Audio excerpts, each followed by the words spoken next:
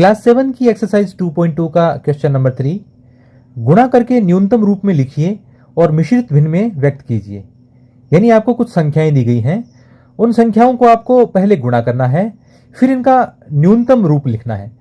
न्यूनतम रूप लिखने के लिए आपको कट करनी होती है संख्याओं को। कैसे?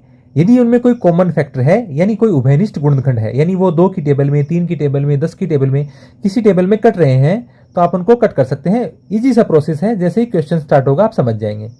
और उसके बाद में उनको मिश्रित भिन्न में व्यक्त करना है, यानी मिक्स्ड फ्रैक्शन में। मिश्रित भिन्न में व्यक्त करने से पहले मैं आपको यह बताना चाहूंगा कि मिश्रित भिन्न किसे कहते हैं। भिन्न पे एक अलग वीडियो है जो आप आई बटन पर क्लिक करके या डिस्क्रिप्शन में जो लिंक है उस पर जाके पहले देख सकते हैं। शॉर्ट में मैं बताता हूं कि भिन्न मुख्य रूप से 3 प्रकार की होती हैं। उन 3 भिन्नों में पहली भिन्न है उचित भिन्न। यहां लिख दे रहा हूं, मैं ब्लैक पेन यूज करता हूं मैं। सबसे पहले है उचित भिन्न, उसके बाद में है अनुचित भिन्न, और उसके बाद में है मिश्रित भिन्न। ये उचित, अनुचित और मिश्रित भिन्न क्या है? एक भिन्न होती है जिसमें आपके अंश होता है और बटे में ये जो बार है बीच में, इसके नीचे लाइन में हर होता है, यानी न्यूमरेटर बटे डिनोमिनेटर, अंश बटे हर। यदि अंश छोटा हो और हर बड़ा हो तो उसे उचित भिन्न कहते हैं। अंश छोटी संख्या है और हर बड़ी संख्या है तो उसे उचित भिन्न कहते हैं। यदि अंश बड़ी संख्या है और हर छोटी संख्या है या दोनों बराबर हैं तो ऐसी स्थिति में उसे अनुचित भिन्न कहते हैं। यदि अंश बड़ा है और हर छोटा है या दोनों बराबर भी हो सकते हैं तो उसको अनुचित भिन्न कहा जाता है। मिश्रित भिन्न कहते हैं अनुचित भिन्न से ही मिश्रित भिन्न बनती है। कैसे? आप 5 में 2 का भाग देंगे, जैसे 5/2 एक भिन्न है अनुचित, इसको मिश्रित में चेंज करते हैं। 5 में 2 का भाग दे दीजिए, 2 दूनी 4, शेष बच गया 1 और नीचे वही 2 आएगा जो पहले हर था, वही आएगा।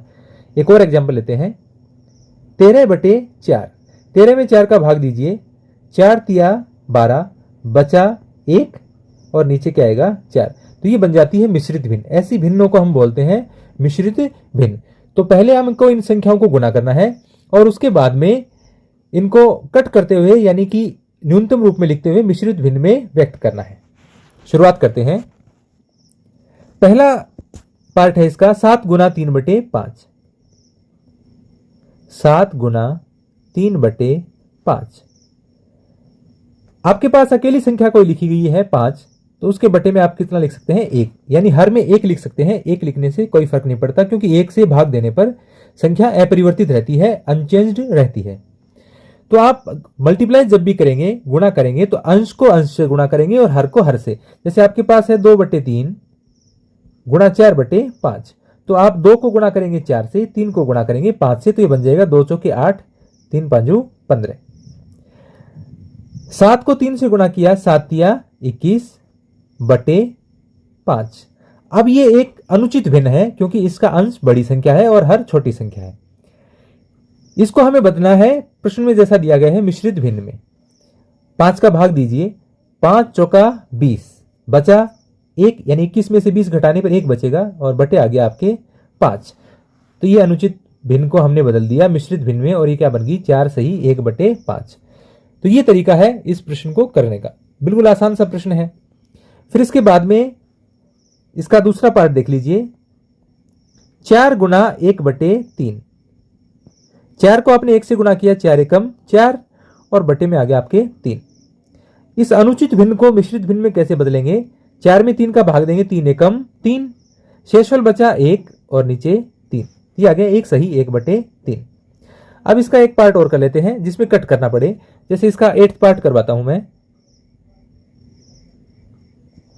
20 गुना 4/5। 20 गुना 4/5, या तो आप यहां से इसको पहले मल्टीप्लाई करके फिर कट कर दें या पहले भी कट कर सकते हैं, दोनों तरीके बताता हूं।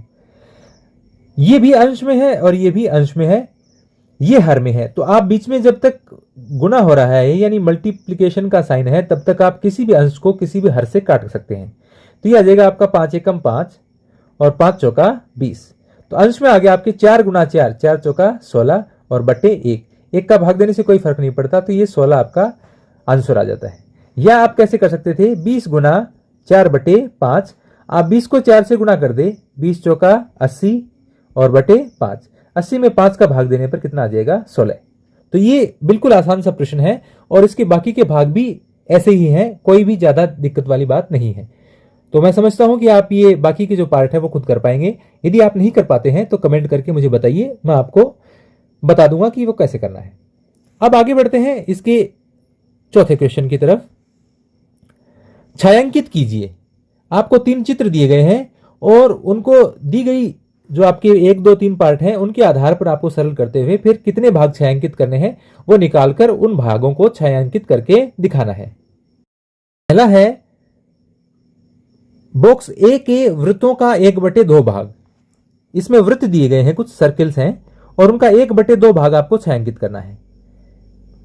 कितने वृत्त हैं आपके पास, ये गिन लीजिए, 1, 2, 3 ऐसे कितने वृत्त हैं आप गिन लीजिए, 12 वृत्त हैं। इनका कितने भाग, 1/2 भाग। 12 का 1/2 भाग का जहां भी आता है ऑफ, इंग्लिश में ऑफ आता है, हिंदी में का लिखा हुआ आएगा, तो उसका मतलब है आपको मल्टीप्लाई करना है 12 गुना 1/2। 12 को 1 से मल्टीप्लाई किया, 12 एकम 12 और बटे 2, 12 एकम 12 बटे 2, 12 में 2 का भाग देंगे, 2 छिक 12, 6 बार गया। यानी आपको 6 वृत्त हैं वो छायांकित करने हैं, यानी शेडेड करने हैं।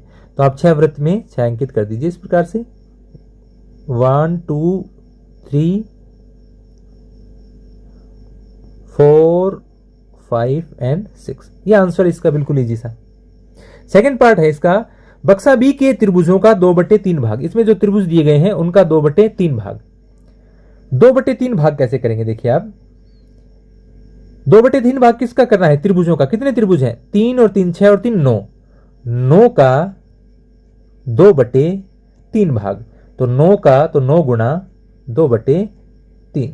आप 9 को 3 से कट कर सकते हैं, 3 एकम 3, 3 तिया 9, क्या आ जाएगा, 3 दूनी 6, 3 गुना 2, 3 दूनी 6 और बटे 1 लिखने की जरूरत नहीं होती बटे में, तो 6। यानी इसमें भी आपको 6 भाग यानी 6 त्रिभुजों को क्या करना है, छायांकित करना है। तो आप चाहे ये 3 त्रिभुज कर दीजिए, फिर ये 3 कर दीजिए, या ऊपर वाले 3 कर सकते हैं, उसमें कोई दिक्कत नहीं है, आंसर दोनों सही हैं।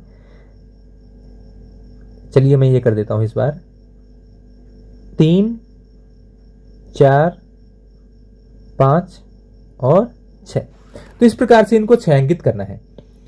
ऐसे इसका तीसरा भाग है, वो भी बिल्कुल आसान है। ये मैं स्टूडेंट्स के लिए छोड़ता हूं कि आप कैसे इसको, यदि आप अच्छे से समझे हैं तो बिल्कुल इजीली इसको कर पाएंगे।